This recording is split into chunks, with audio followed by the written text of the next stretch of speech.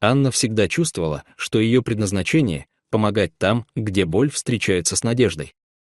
Она работала ветеринаром в Международной организации по защите животных и привыкла к трудным условиям: пыльным дорогам саванн, ледяным ветрам в горах и долгим часам операций прямо под открытым небом.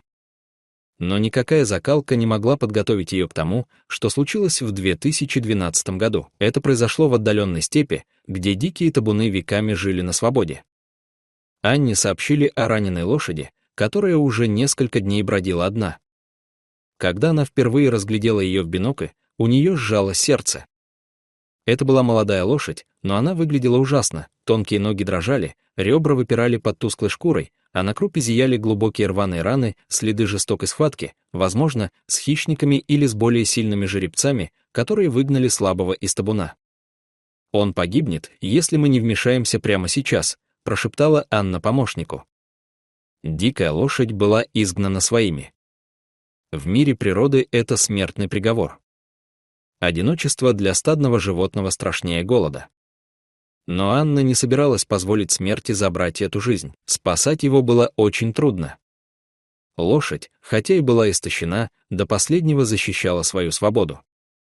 Когда Анне наконец удалось усыпить ее уколом и перевести в передвижную больницу, началась настоящая борьба. Все тело лошади было покрыто старыми и новыми шрамами. Инфекция уже распространялась, и Анна проводила долгие ночи, меняя повязки и делая уколы антибиотиков. Она буквально жила в загоне.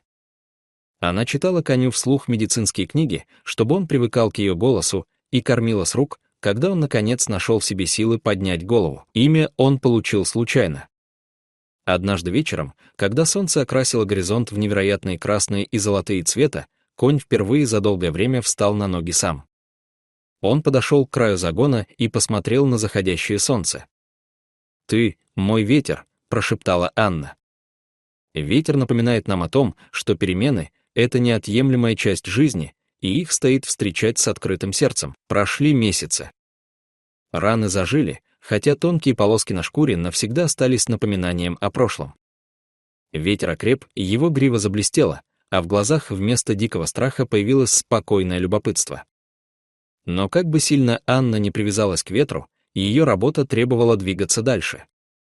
Она не могла оставить его себе, постоянные командировки не позволяли обеспечить коню хороший уход. С тяжелым сердцем она начала искать ему новый дом. Ей нужен был не просто покупатель, а человек с душой. После десятков разговоров она встретила Сергея. Он владел небольшой, но образцовой конюшней, где к животным относились как к членам семьи. Сергей долго смотрел на ветра, не пытаясь подойти. Он чувствовал гордость этой лошади. «У него благородное сердце», — сказал Сергей. «Он не просто слушается, он понимает». Анна плакала, когда машина с ветром уезжала. Она верила, что так будет лучше для него, но часть ее души словно уехала вместе с ним в ту пыльную даль. Прошло 5 лет. Жизнь Анны изменилась, она осела в городе, занялась частной практикой, но любовь к природе все еще жила в ней. Однажды она решила, что ветеринару негоже только лечить лошадей, но не уметь на них ездить. Она записалась на курсы верховой езды на крупный областной ипподром. Приехав туда, она вдохнула знакомый запах сена и овса. И тут ее взгляд упал на дальний загон. Там, среди других породистых лошадей, стоял конь. Его осанка, изгиб шеи и тот самый шрам на крупе. Анна замерла. У нее перехватило дыхание. «Ветер!» Едва слышно произнесла она. Конь, который находился в 50 метрах, вдруг вскинул голову. Его уши насторожились. Он издал громкое, пронзительное ржание, на которое оглянулись все вокруг. Не дожидаясь команды, он сорвался с места, галопом промчался по загону и, ловко перепрыгнув через невысокую изгородь, оказался рядом с Анной. Он не напал и не испугался. Он замер в сантиметре от нее, тяжело дыша, и осторожно ткнулся мягким носом в ее плечо. 5 лет разлуки исчезли в одно мгновение. В его больших карих глазах светилось узнавание и огромная, почти человеческая радость. Анна обняла его за шею, спрятала лицо в его густой гриве, и слезы сами потекли по ее щекам. Оказалось, что Сергей из-за финансовых трудностей вынужден был продать Ветра в спортивный клуб. Конь показывал невероятные результаты в прыжках, но тренеры жаловались на его сложный характер, он слушался только тех, кого уважал. Весь тот день Анна провела на ипподроме. Она смотрела, как Ветер тренируется, его движения были полны грации, он перелетал через барьеры, словно у него были крылья. Но когда тренировка заканчивалась, он упорно возвращался к Анне и отказывался идти в стойло без нее. Анна поняла, судьба дает ей второй шанс. Она поговорила с нынешним хозяином. Разговор был трудным. Мужчина сначала не хотел слышать о продаже своего лучшего прыгуна, но когда он увидел, как дикий по натуре конь становится кротким в руках этой женщины, его сердце смягчилось. «Я вижу, что он принадлежит вам больше, чем этому клубу», — сказал он. Так Ветер вернулся к Анне. Теперь уже навсегда их новая жизнь вместе стала чередой открытий. Анна, будучи новичком в седле, училась у своего коня. Ветер был терпелив, он чувствовал ее неуверенность и аккуратно поправлял ее, выбирая правильный темп. Они стали единым целым, человек и лошадь, где разум человека и инстинкты животного работали в полной гармонии. Вскоре Анна решила, что они готовы к большему. Она записалась на престижный турнир по прыжкам. Многие скептически относились к паре, ветеринар-любитель и бывший дикий конь. Но Анна знала секрет, который был недоступен профессионалам. Их связь строилась не на шпорах и кнуте, а на полном доверии. В день соревнований было пасмурно, но арена сверкала огнями. На трибунах собрались сотни зрителей. Когда Анна и Ветер вышли на поле, наступила тишина. Они выглядели безупречно, Анна в строгом костюме и Ветер, чья шерсть отливала медью в свете прожекторов. Они начали маршрут. Одно препятствие за другим оставалось позади. Легкость, с которой Ветер брал высоту, поражала судей.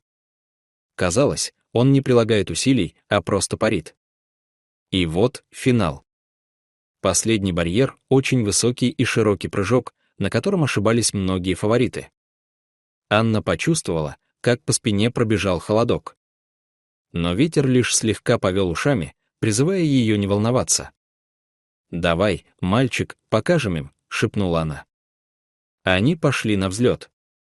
Секунда невесомости, тишина трибун и мягкое приземление. Взрыв аплодисментов. Это была чистая победа. Не просто победа в спорте, а торжество любви над обстоятельствами. После того турнира жизнь Анны и Ветра превратилась в удивительное путешествие. Они не стали гнаться за всеми медалями, хотя их приглашали на лучшие арены страны. Вместо этого они стали символом того, на что способна доброта. Анна открыла реабилитационный центр для раненых лошадей, где Ветер был наставником. Его присутствие успокаивало других напуганных животных. История о девушке-ветеринаре и коне разлетелась по соцсетям и газетам, вдохновляя тысячи людей не сдаваться и верить в чудо. Анна часто вспоминает тот вечер в 2012 году, глядя на шрамы Ветра. Теперь это не знаки боли, а знаки их общей истории. Она поняла, что Ветер не просто лошадь, которую она спасла. Он — отражение ее души, ее верный друг и учитель. Судьба — странная штука. Она может разлучить нас с теми, кого мы любим, чтобы через годы привести к ним снова и доказать, настоящая привязанность не знает ни времени, ни расстояний.